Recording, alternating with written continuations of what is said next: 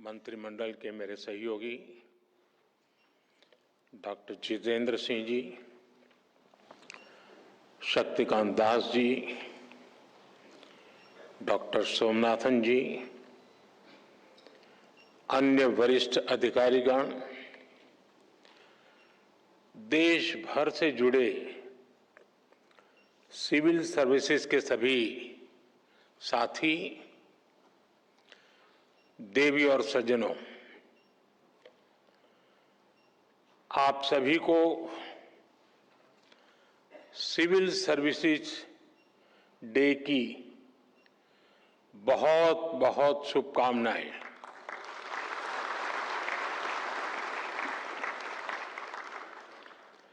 इस बार का civil service day कई वजहों से बहुत विशेष है।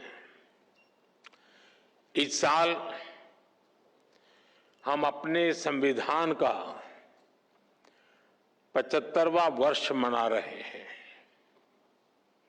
और ये सरदार वल्लभ भाई पटेल जी की 150वीं जयंती का भी साल है। 21 अप्रैल 1947 को सरदार वल्लभ भाई पटेल ने आप सभी को स्टील फ्रेम ऑफ इंडिया कहा था। उन्होंने स्वतंत्र भारत की ब्यूरोक्रेसी की नई मर्यादाएं तय की थी। एक ऐसा सिविल सर्वेंट जो राष्ट्र की सेवा को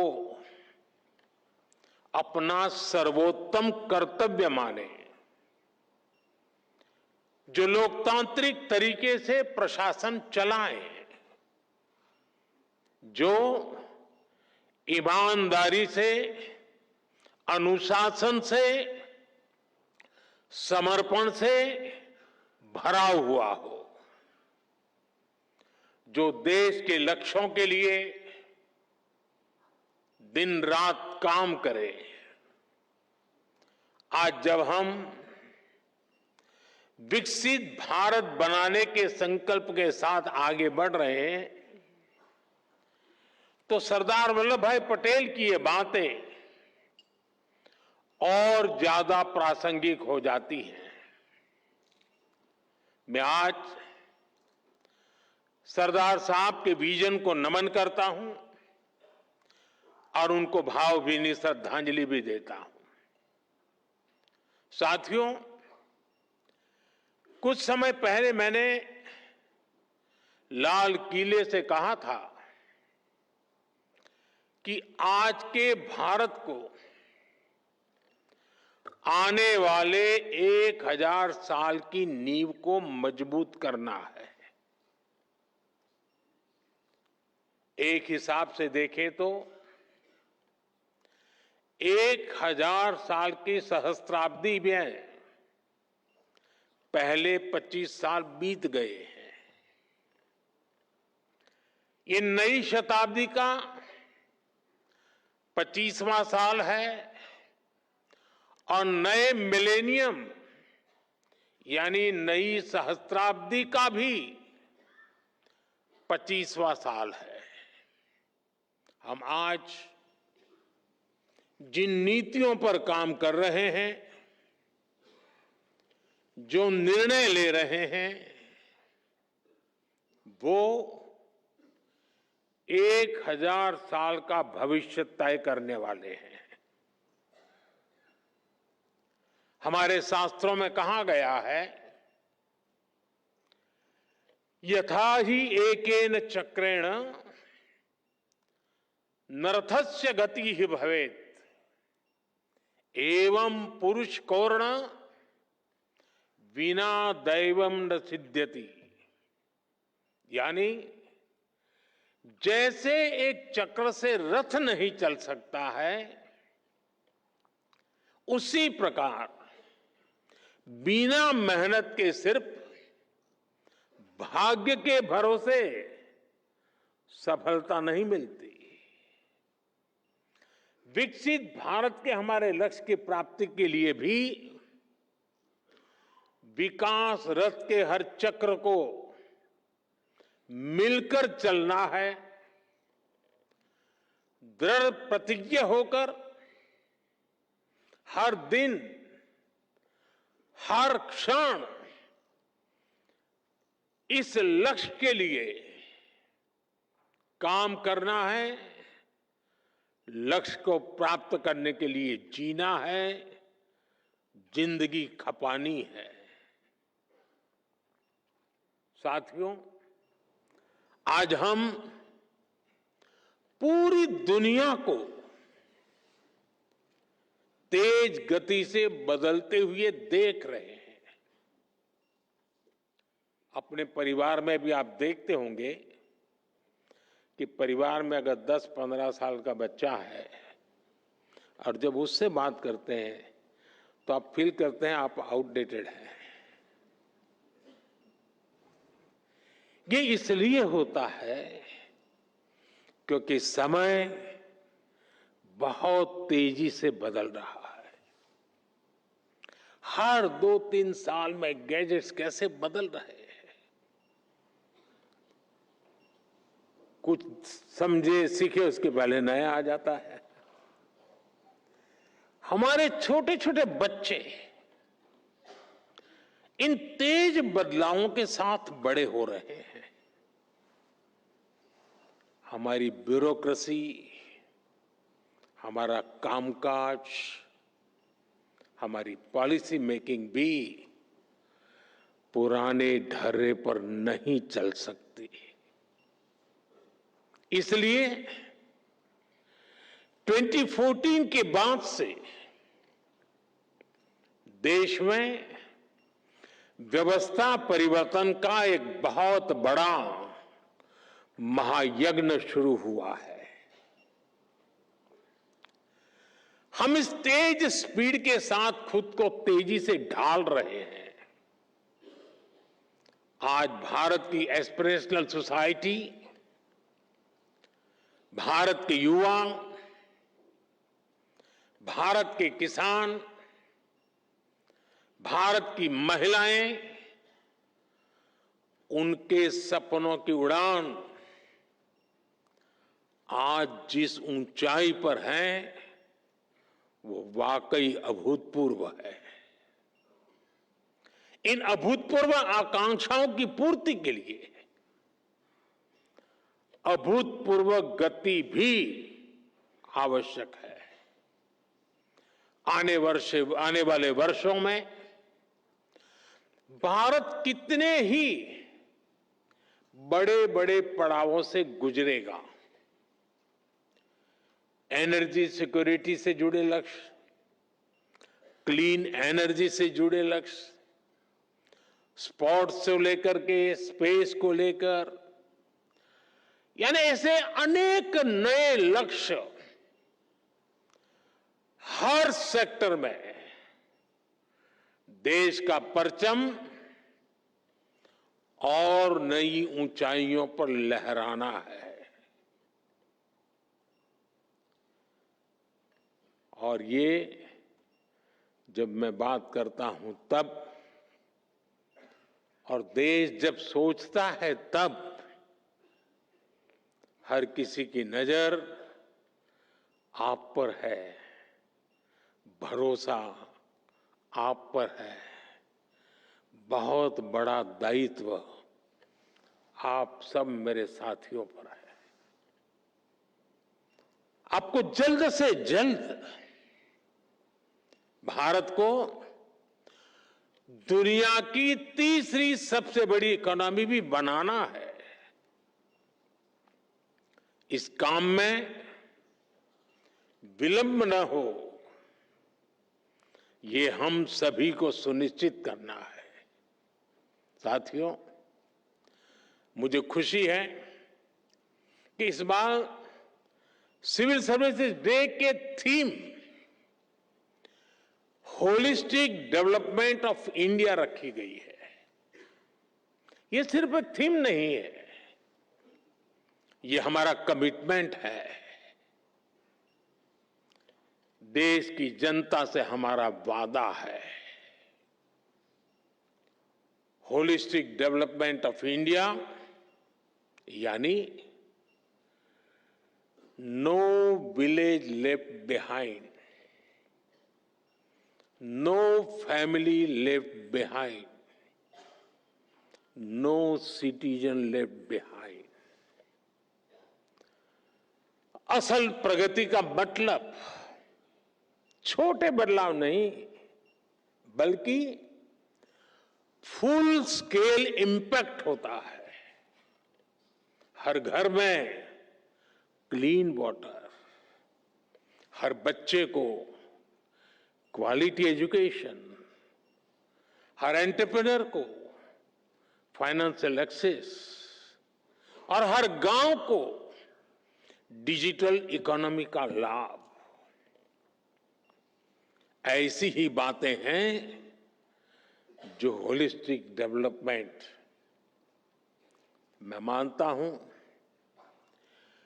क्वालिटी इन गवर्नेंस सिर्फ स्कीम्स लॉन्च करने से नहीं आती, बल्कि क्वालिटी इन गवर्नेंस इससे तय होती है कि वो स्कीम कितनी गहराई तक जनता के बीच पहुंची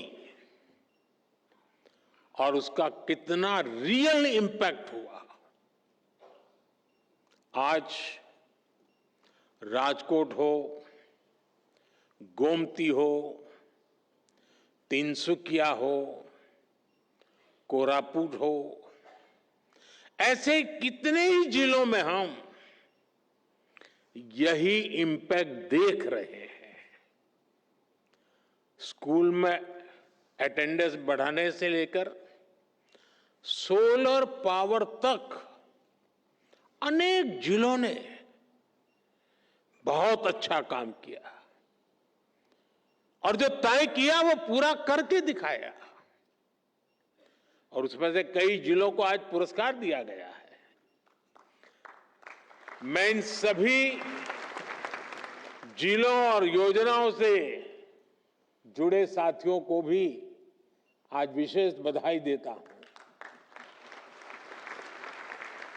साथियों, बीते 10 सालों में भारत ने इंक्रीमेंटल चेंज से आगे बढ़कर इंपैक्टफुल ट्रांसफॉर्मेशन तक का सफर देखा है।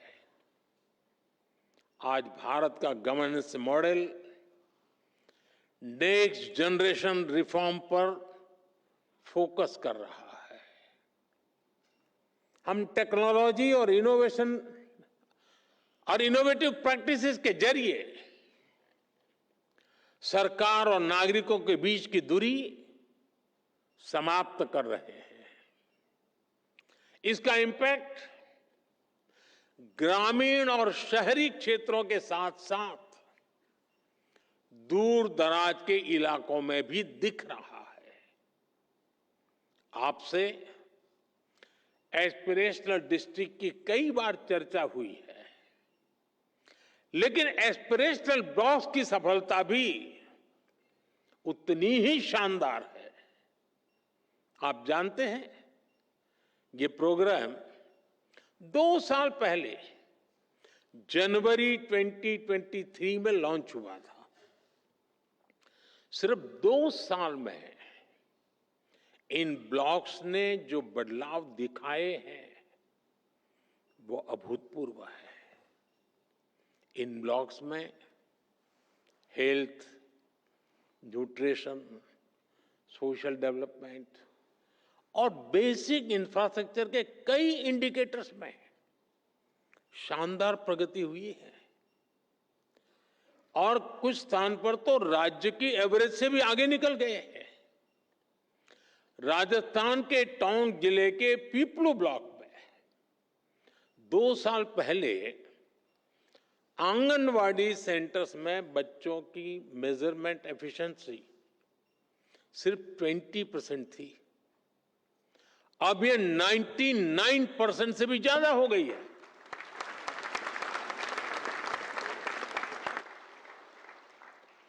बिहार के भागलपुर में जगदीशपुर ब्लॉक है।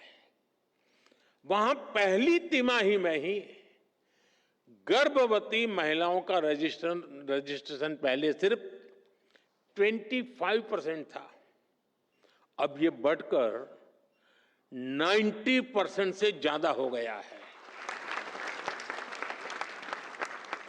जम्मू कश्मीर के मारवाह ब्लॉक में इंस्टीट्यूशनल डिलीवरी की पहले 30% थी, जो बढ़कर के 100% हो चुकी हैं। झारखंड के गुरडी ब्लॉक में नल से जल का कनेक्शन 18% से बढ़कर के 100% हो गया है। ये सिर्फ आंकड़े नहीं है, ये लास्ट माइल डिलीवरी के हमारे संकल्प की सिद्धि को दिखाता है। ये दिखाते हैं कि सही इंटेंट, सही प्लानिंग और सही एग्जीक्यूशन से दूर दराज के हिस्सों में भी इच्छित परिवर्तन संभव है। साथियों, पिछले 10 सालों में भारत ने कई ट्रांसफॉर्मेटिव बदलाव करके दिखाए हैं, उपलब्धियों की नई ऊंचाई को छुआ है। भारत आज सिर्फ ग्रोथ की वजह से नहीं जाना जा रहा, बल्कि गवर्नेंस, ट्रांसपेरेंसी और इनोवेशन के बेंचमार्क्स आज भारत सेट कर रहा है। G20 प्रेसिडेंसी भी इसका एक उदाहरण है। 60 से ज्यादा शहरों में 200 से ज्यादा मीटिंग्स, इतना बड़ा और इंक्लूसिव फुटप्रिंट G20 के इतिहास में पहली बार हुआ।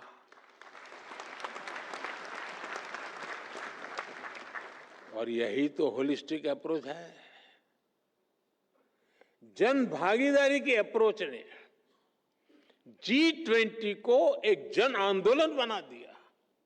स्कूल में 8वीं कक्षा का बच्चा भी चर्चा करता था, G20 हो रही है। और दुनिया ने भी माना, India is not just participating, it is leading. साथियों, आजकल हम गवर्नमेंट एफिशिएंसी की भी बहुत चर्चा सुनते हैं, लेकिन भारत इसमें भी दुनिया के दूसरे देशों से 10-11 साल आगे हैं। पिछले 11 वर्षों में हमने डिले सिस्टम को खत्म करने की कोशिश की है। हम नए प्रोसेसेस बना रहे हैं। हम टेक्नोलॉजी के माध्यम से टर्न अराउंड टाइम को घटा रहे हैं। ईज ऑफ बिजनेस को बढ़ावा देने के लिए हमने 40,000 से ज्यादा कंप्लायंसेस को खत्म किया है।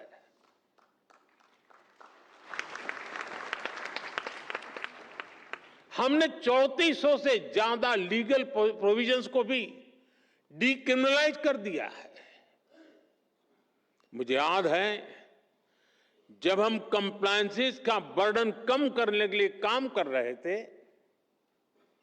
जब व्यापार कारोबार के दौरान होने वाली कुछ गलतियों को डीक्रिमिनलाइज कर रहे थे, तो मेरे लिए आश्चर्य था, कुछ कोने में विरोध के स्वर भी उठा करते थे।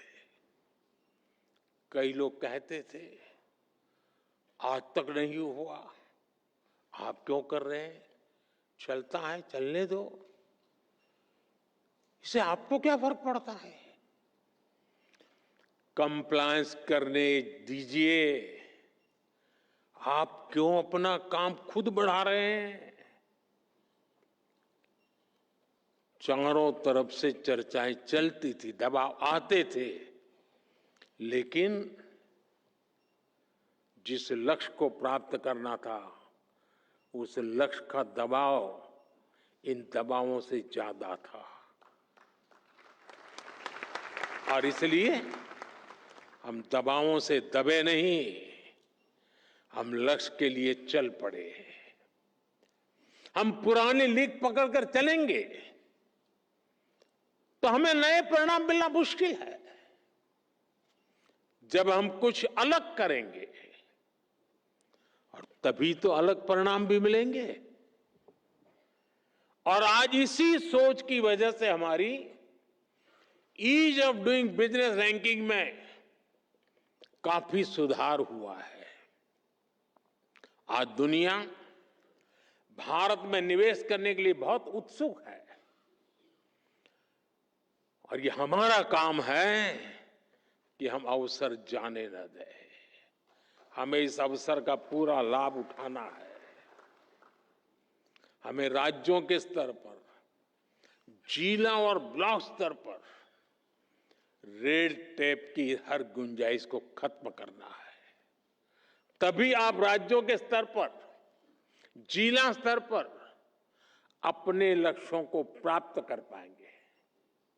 साथियों, पिछले 10-11 साल की देश की जो सफलताएं रही है, उन्होंने विकसित भारत की नींव को बहुत मजबूत किया है। आज देश इस मजबूत नींव पर विकसित भारत की भव्य इमारत का निर्माण शुरू कर रहा है। लेकिन निर्माण की इस प्रक्रिया में हमारे सामने चुनौतियां कम नहीं है।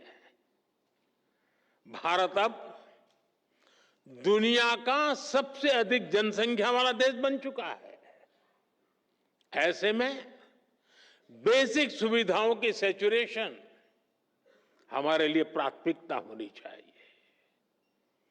आपको लास्ट माइल डिलीवरी पर हमेशा बहुत ज्यादा फोकस करते रहना है।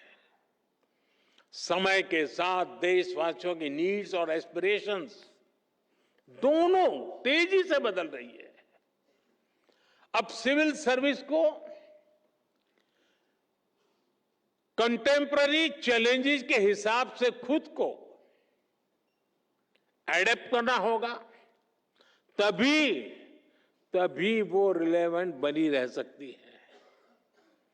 हमें खुद के लिए नई नई कसौटियां भी नित्य बनाते रहना होगा और हर कसौटी को पार करते रहना होगा।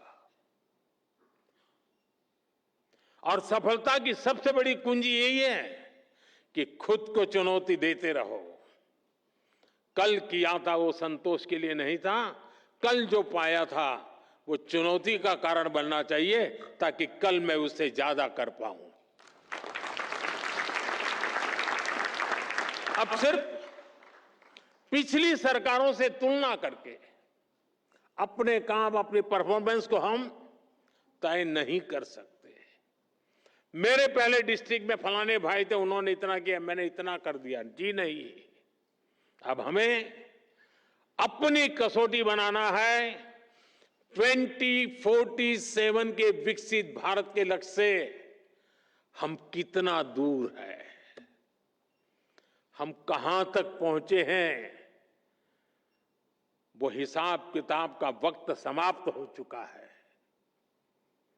अब जहां है वहां से जहां जाना है वहां अभी कितनी दूरी बाकी है, उस दूरी को पाटने का मेरा रोड मैप क्या है, मेरी गति क्या है, और मैं औरों से जल्दी 2047 तक कैसे पहुंच करके सारे लक्ष्यों को प्राप्त कर लूं। यही हमारा सपना, यही हमारा मकसद, यही हमारा लक्ष्य होना चाहिए।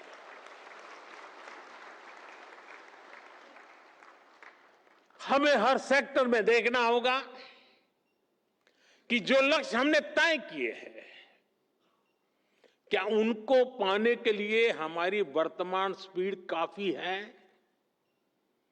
अगर नहीं है तो हमें उसे बढ़ाना है। हमें याद रखना है, आज जो टेक्नोलॉजी हमारे पास है वो पहले नहीं थी। हमें टेक्नोलॉजी की ताकत के साथ आगे बढ़ना है। 10 साल में हमने 4 करोड़ गरीबों के लिए पक्के घर बनाए, लेकिन अभी 3 करोड़ नए घर बनाने का लक्ष्य हमारे सामने है। हमने 5-6 सालों में 12 करोड़ से ज्यादा ग्रामीण घरों को नल कनेक्शन से जोड़ा है। अब हमें जल्द से जल्द गांव के हर घर को नल कनेक्शन से जोड़ना है। 10 साल में हमने गरीबों के लिए 11 करोड़ से ज्यादा शौचालय बनाए। अब हमें वेस्ट मैनेजमेंट से जुड़े नए लक्ष्यों को जल्द से जल्द प्राप्त करना है। कोई सोच भी नहीं सकता था कि करोड़ों गरीबों को 5 लाख रुपए तक का मुफ्त इलाज मिलेगा। अब हमें देश की जनता में न्यूट्रिशन को लेकर नए संकल्पों को सिद्ध करना है। हमारा एक ही लक्ष्य होना चाहिए, 100% कवरेज, 100% इम्पैक्ट। इसी अप्रोच ने 10 साल में 25 करोड़ लोगों को गरीबी से बाहर निकाला है। यही अप्रोच भारत को गरीबी से पूरी तरह मुक्त करेगा। साथियों, एक दौर ऐसा था जब ब्यूरोक्रेसी का रोल एक रेगुलेटर का होता था, जो इंडस्ट्रियलाइजेशन और एंटरप्रेन्योरशिप की स्पीड को कंट्रोल करती थी। इस सोच से भी देश बहुत आगे निकल चुका है। आज हम ऐसा एनवायरनमेंट क्रिएट कर रहे हैं जो सिटीजन में एंटरप्राइज को प्रमोट करे और उन्हें हर बैरियर को क्रॉस करने में मदद दे। इसलिए सिविल सर्विस को एनेबलर बनाना होगा, सिर्फ रूल बुक के कीपर के रूप में ही नहीं, बल्कि ग्रोथ के फैसिलिटेटर के रूप में अपना विस्तार करना होगा। मैं आपको एमएसएमई सेक्टर का उदाहरण दूंगा।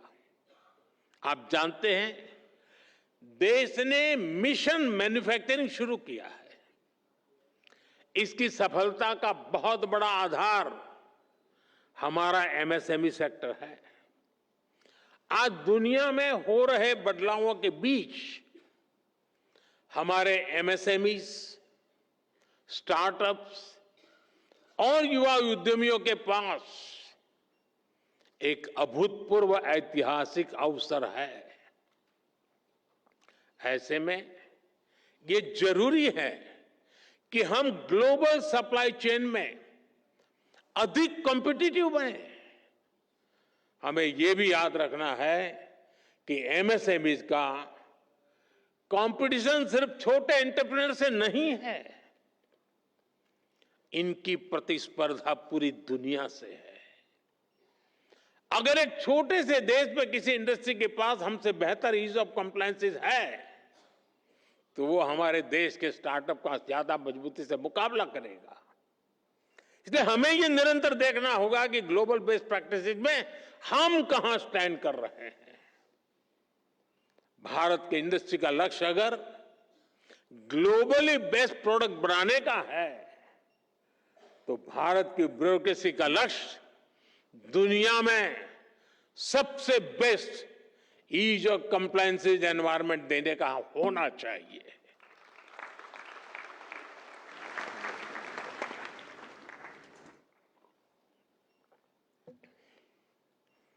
साथियों, आज की टैग ड्रिवन दुनिया में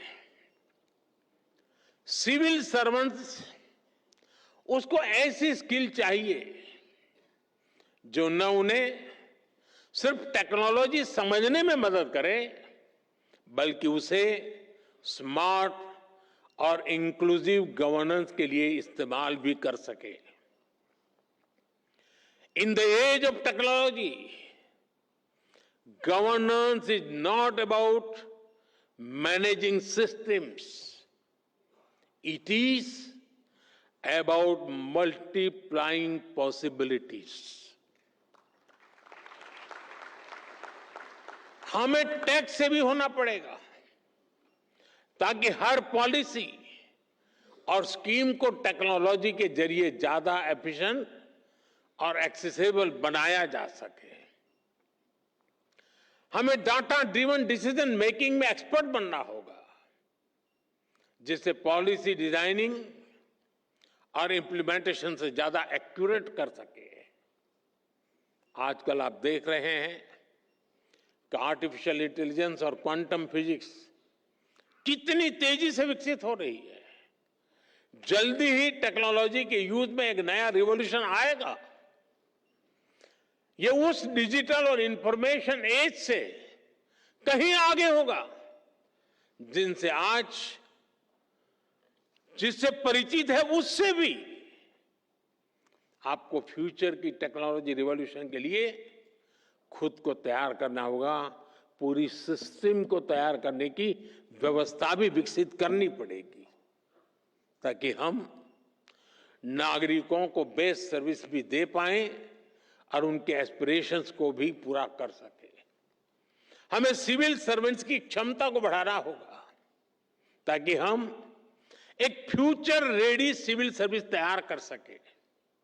और इसलिए मिशन कर्मयोगी और civil service capacity building programme, और जिसका जिक्र हमारे कैप्सेक ने अभी किया, मैं इन दोनों को मेरे लिए वो बहुत अहम मानता हूं। साथियों, तेजी से बदलते समय में हमें ग्लोबल चैलेंजेस पर भी गहरी नजर रखनी है। आप देख रहे हैं फूड, वाटर और एनर्जी सिक्योरिटी अब भी बड़ी चुनौती बनी हुई है। विशेष रूप से ग्लोबल साउथ के लिए यह बहुत बड़ा संकट है। लंबे समय से चल रहे संघर्षों के कारण कई देशों में हालात और मुश्किल होते जा रहे हैं। इसका असर लोगों पर पड़ता है, रोजमर्रा के जीवन पर पड़ता है। डोमेस्टिक और एक्सटर्नल पहलुओं के बीच बढ़ते इंटरकनेक्शन को हमें समझना हुए हमें अपनी रीति और रीति को बदलना होगा। हमें आगे बढ़ना होगा। क्लाइमेट चेंज हो, प्राकृतिक आपदाएं हो, महामारी हो, साइबर क्राइम के खतरे हो, सभी में एक्शन के लिए भारत को 10 कदम आगे रहना ही होगा।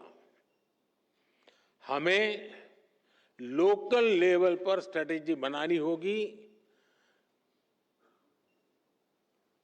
रिजिलियंस डेवलपमेंट करनी होगी। साथियों, मैंने लाल किले से पंच प्राण की बात कही थी।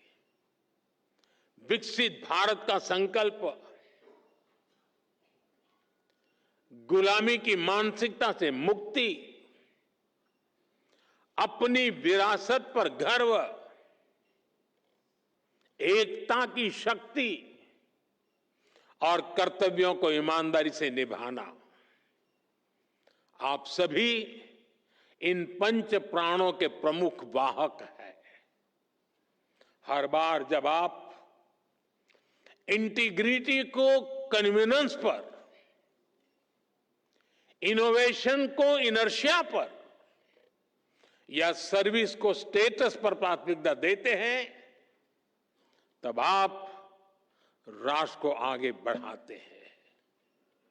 मुझे आप पर पूरा भरोसा है। वो युवा अधिकारी जो अपनी प्रोफेशनल जर्नी में कदम रख रहे हैं, आज उन सभी से मैं एक और बात कहूंगा।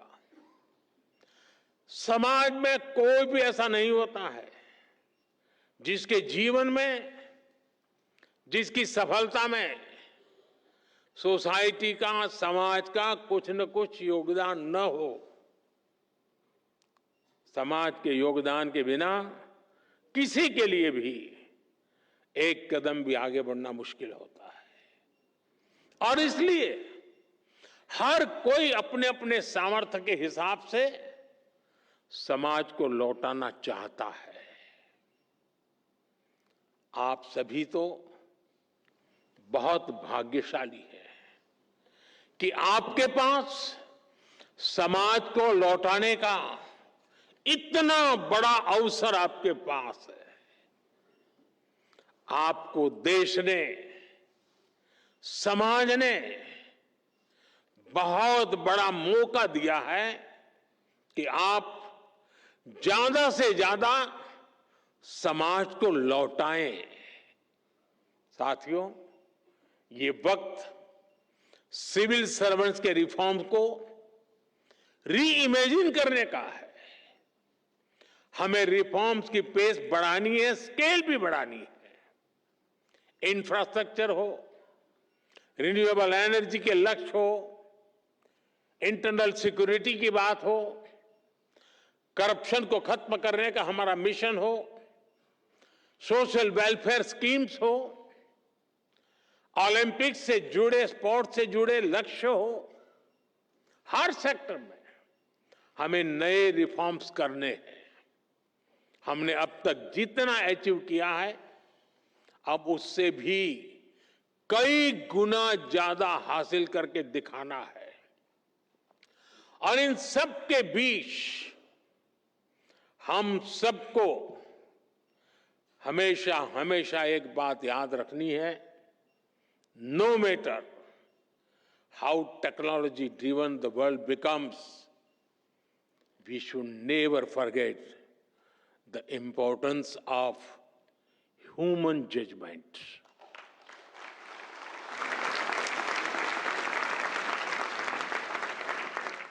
संवेदनशील रहिए, गरीब की आवाज सुनिए, गरीब की तकलीफ समझिए, उनका समाधान करना अपनी प्राथमिकता बनाइए। जैसे अतिथि देवो भव होता है, वैसे ही नागरिक देवो भव, इस मंत्र को लेकर के हमें चलना है। आपको सिर्फ भारत के सिविल सर्वेंट्स के रूप में ही नहीं, विकसित भारत के शिल्पकार के रूप में अपने दायित्व के लिए तैयार करना है। वो एक वक्त था, आप सिविल सर्वेंट बने, सिविल सर्वेंट के रूप में आगे बढ़े, और आज भी सिविल सर्वेंट के रूप में सेवा कर रहे हैं। लेकिन अब वक्त बदल चुका है साथियों। मैं जिस रूप में आने वाले भारत को देख रहा हूं,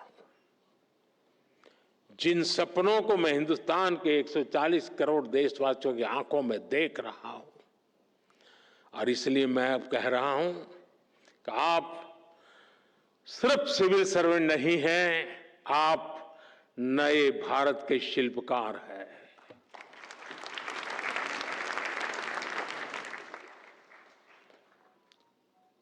शिल्पकार का उस दायित्व निभाने के लिए हम स्वयं को सक्षम बनाएं, हम समय को लक्ष्य के लिए समर्पित करें, हर सामान्य व्यक्ति के सपनों को खुद के सपने बना करके जिए। आप देखिए, विकसित भारत आपकी आंखों के सामने आप देख पाएंगे।